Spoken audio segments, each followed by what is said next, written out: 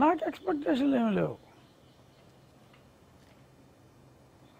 నేను పోరాడతా, న్యాయం జరిగేదాకా పోరాడతా, ఓపిక ఉంది, పోరాడే ఓపిక ఉంది, లాయర్ బిల్లు ఇచ్చుకునే స్తోమత ఉంది, ధైర్యంగా ఎదుర్కొనే దమ్ము ఉంది. సో నాకు ఆర్థికంగా స్తోమత ఉంది, ధైర్యంగా ఎదుర్కొనే దమ్ము ఉంది. చాలామందికి డబ్బు ఉంటుంది కానీ దమ్ము ఉండదు. సో దమ్ము ఉంది కాబట్టి కొనసాగుతుంది, త్వరగానే సెటిల్ అవుతుందని ఐ ఆనెస్ట్లీ బిలీవ్.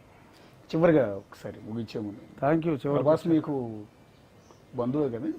ఇందులో ప్రభాస్ ఎందుకండి, ఈ కేసు బంధువేనా దగ్గర మీరు ఇప్పుడు ఆ రోజు మిమ్మల్ని ఇంత దారుణంగా హింసించిన రోజు, అదే ప్రభాస్ నుంచి ఏమైనా మిమ్మల్ని పలకరించడం, మీకు అండగానే? అతను సినిమా యాక్టర్లో అసలు రాజకీయాల్లోకి రాకూడదు.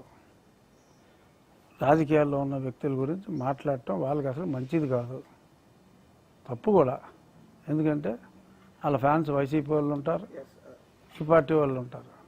అతను వైసీపీ వాళ్ళు నన్ను హింసించారంటే వైసీపీ వాళ్ళు అతని సినిమాలు చూడరు. సో కాబట్టి సినిమా యాక్టర్లకి కొన్ని రెస్ట్రిక్షన్లు ఉంటాయి. సో ఆ రెస్ట్రిక్షన్లోంచి బయటపడి మాట్లాడాలంటే చాలా కష్టం.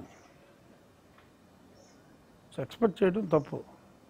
సో అంచేత ప్రభాస్ నా బంధువైన, ప్రభాస్ ఇంకా బంధుత్వం కన్నా మించిన స్నేహాలు ఉన్న సినిమా ఆర్టిస్టులు, పాపులర్ హీరోలు నాకు చాలామంది ఉన్నారు. పేరెట్టి పిలుచుకుని భుజాల మీద చేతులు వేసుకుని ఉంటాం. బట్ వాళ్ళ నుంచి ఓపెన్ స్టేట్మెంట్లు ఇటువంటివి మనం ఎక్స్పెక్ట్ చేయకూడదు. ఒకవేళ చాలామంది నాకు మాట్లాడినా ఎవరు మాట్లాడారో నేను చెప్పకూడదు.